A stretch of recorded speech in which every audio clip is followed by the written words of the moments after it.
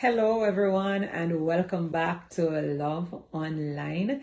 I am Bishop Dr. Carla Dunbar.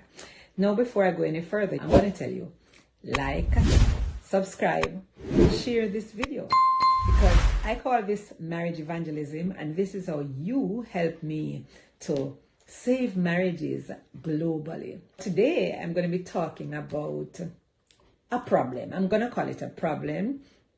The problem of addiction. It's a problem, but it's not the regular addiction that I'll be talking about today.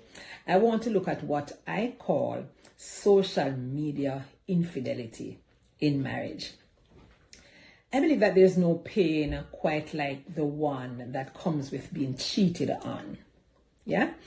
And not only does it majorly hurt to know that the person that you love and you're covenanted with in a marriage, he's hurting you, breaks your trust. But the consequences of infidelity, I've spoken about it in another video. It can be earth-shattering, right?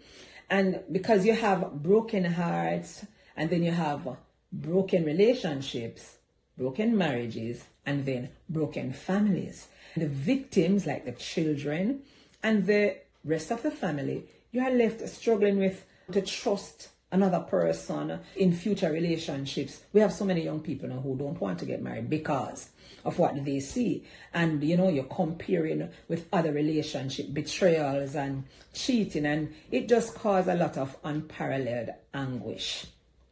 So I thought, let's talk about it. Now, basically, infidelity, like I would have shared, is bad and it hurts badly. I believe that learning the different ways in which it happens and why it happens in the first place can help to heal, and it helps with overcoming too the fear of it happening or the fear of it not being able to heal after it already has happened. And I believe that we must be proactive and not always reactive in our approach and with our lives and our marriages. Why be interventive when you can be preventative? What is infidelity? Let's look at that. Infidelity is a violation of a couple's relationship commitment. I believe marriage is a covenant, right? When two individuals make a commitment to each other, you should, I believe, begin by defining what you agree on, what are the expectations of exclusivity between just the two of you. Because when cheating occurs, it means that the commitment has been violated. Working with couples for years, I've been doing that, right? And being in a marriage for over 48 years, this year is going to be 49 years. I am cognizant that couples can feel betrayed by many varieties of strain from the monogamy of the agreement that you both enter into. For example, some couples might define kissing another person as cheating, while other persons might not. They might say it's not anything. And then some persons may be fine with their spouses flirting with, say, a co-worker or just another person, but then they draw the line at them continuing the conversation probably outside of work or some other place. It's up to every individual to express where that boundary exists in the relationship for them, right? And even though the conversation can be strained and difficult, I believe that whatever form it takes, infidelity is destructive, and so we cannot place scant regard to it. Now, that being said, right, what I call social media infidelity. Now, I see couples at war because of their apparent love and addiction for the cell phones. The cell phones and social media. You can't have a dinner or just make love or even have a conversation without the intrusion of the desire to scroll up and down social media. It's the first thing that you do when you wake up in the morning. So instead of reaching over and giving your spouse a kiss, it's the first thing, your phone. The first thing when you wake up in the morning. It's oftentimes the last thing that you pay attention to at nights. Consider that. Couples no longer go to dates by themselves. Social media is ever present like Jesus is supposed to be. Now, whether it is that you're taking a selfie to post on every step of the journey to the date, from the intention to go to the wardrobe, to the drive, right throughout, where is the privacy and the exclusivity in your marriage? Where is the oneness, yes, of the marriage covenant? A couple can't speak to each other for 5 minutes without having to take up your phones. This is madness. It is sheer madness. It is cheating your spouse out of valuable quality time. It is divided attention. It is neglect. And it's definitely infidelity, because it reeks of the inconsensual acts of disloyalty. Now, I spoke to neglect in marriage in another of my podcasts, but for this one, I'm talking about this. It is disloyalty. And it is not one where you both consent to the level. It's like there's a song some years ago, you're not nagging or crazy or asking for too much. But somehow, every time you try to talk to your husband, it turns into silence, defensiveness, or an argument.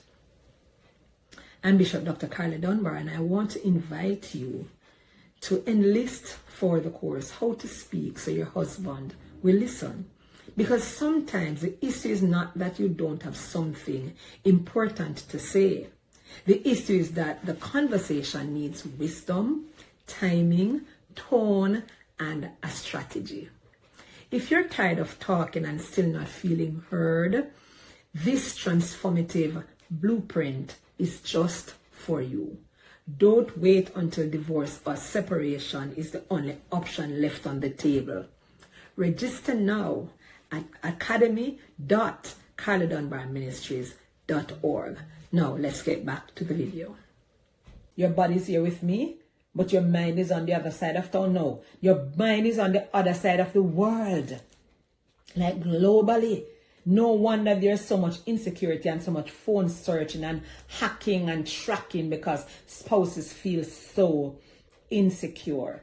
And then there's the incessant arguments and the mindless conflict and resentment and hatred and bitterness. Ultimately, separation and divorce because of this distraction, this infidelity, this neglect. Put your phones down, for Christ's sake. Put your phones down. Because never in the history of an era has there been this level of technological addiction. Babies and children addicted, youths and young adults addicted, and spousal addiction to social media. Never in an era has there been this. This was meant to be a useful tool, but sadly, very sadly, it becomes a weapon of mass destruction in our homes and in our families. There's hardly family time without the intrusion. Just look at social media. You see a dining table with a family dining, and the cutlery for the dinner is not as present, or it is less used than the phones.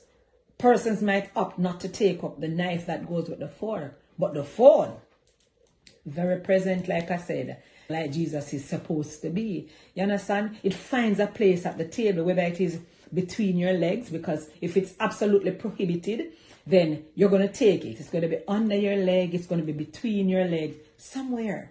Marriages are built to last, but it's unable to compete with what you desire most. You have to remember, you can't serve two masters at the same time. You cannot be with two persons equally. And I hear the defense from spouses when they sit in front of me for sessions, and they're defending that, no, I'm not addicted, but at the same time, while they're defending, they're scrolling. The demon is in the room, and it's messing up your lives, because it is a demon. It is a demon if it is controlling your desires, and Satan uses whatever he can. It's a demon. And you have to understand, we are tripartite, body, soul, and spirit. You may have heard me talk about that, right? And infidelity is also a spiritual dissonance. It's a spiritual dissonance. When a spouse is mentally, physically, or spiritually connecting with someone or something outside of the relationship, the covenant, to the point of attachment and dependence and or addiction, then it leads to a breach of allegiance. And so this is serious. You have to understand that essentially, if your partner used to come in and come to you in times of need or distress, or you go to your partner in times of need or distress, but instead now you are going to the phone for comfort or solace or even companionship, then that is infidelity. Infidelity has entered your marriage. Everything is important, but not everything should have the same importance. So you have to choose this day whom you will love and be faithful to. Your spouse or the device. And your connection to social media. What are you going to choose? This reflection, I believe, and the commitment that you can make out of it could save your marriage and it could save your family. It might just save your life. Because affairs are opportunities that we get that God gives to us. And infidelity does not necessarily mean that there's anything wrong with the current relationship. Because sometimes we test it and this is the yardstick. It doesn't mean that something is necessarily wrong with the current relationship between yourself and your spouse. That's not it. But it might simply be that it presents an opportunity that presented itself that couldn't, for whatever reason, top. Right? And it's an unfair opportunity. But not everything available is to be considered. Not everything available is to be considered. Sometimes you just have to let it pass. Social media has consumed us. Our phones have consumed us. I'm not calling the phone a demon, but how it is being used. Yes, to tear and to control, it has become demonic.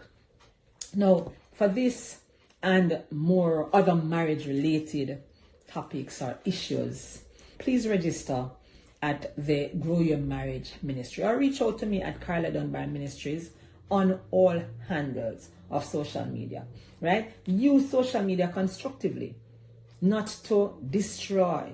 Use it constructively. And in closing, like I generally say, remember Psalm 23:5, neither you nor your marriage is meant to just survive. No. You're meant for thriving and you're meant for overflowing. Register. Write me. Connect with me at Carla Dunbar Ministry and register for one of our courses in the Grow Your Marriage Ministry. There's how to speak so your husband would listen for wives. There's loving your wife in a Christ-centered way for husbands. There's marriage readiness intelligence for single persons. If you are a couple that's seasoned and you believe you can help another couple and you want to be certified, then there is a marriage certification coaching course that you can also be a part of. There's sexual proficiency for a married couple, and there is also marriage maintenance. There are parenting courses as well. I'm just saying, tap into the knowledge because it's important to have the knowledge. My people, God says, suffer for lack of knowledge. I want you to be knowledgeable so that your relationship, your marriage can last as it is supposed to. Thank you so much for watching me. Yes, on Love Online. And I know my hairstyle look nice, right? Yes. I want to thank House of Couture in Georgia. Yes, for the wonderful styles you have been seeing. Until next time, see you. It's Love Online.